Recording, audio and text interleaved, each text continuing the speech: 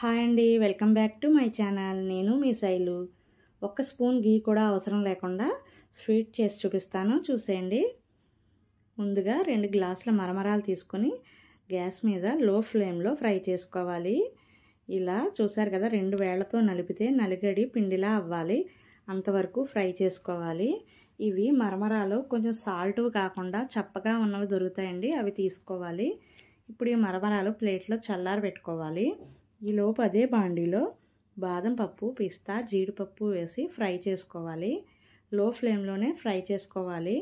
ఇక్కడ మీకు నచ్చిన డ్రై ఫ్రూట్స్ ఏవైనా సరే యాడ్ చేసుకోవచ్చు. ఈ డ్రై ఫ్రూట్స్ కూడా పళ్ళెంలో చల్లారి పెట్టుకుని 1 గ్లాస్ పాలు తీసుకుని బాగా మరగనివ్వాలి.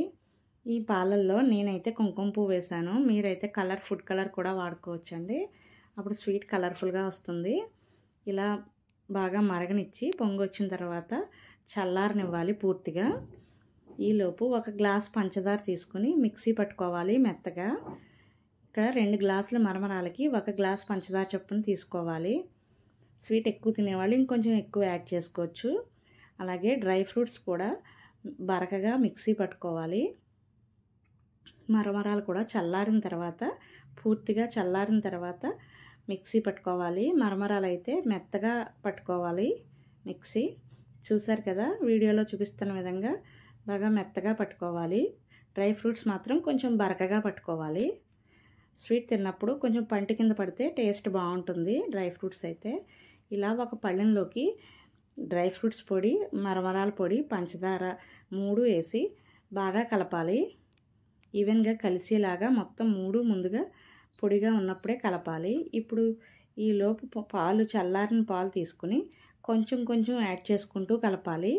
మొత్తం పిండి అంతా తడిసి బాగా కలిసేలాగా కలపాలి. కొంచెం కొంచెంగా కలుపుకోవాలి, ఒకేసారి పాలు పోయకూడదండి, పాలు అన్నీ పట్టవు కూడా.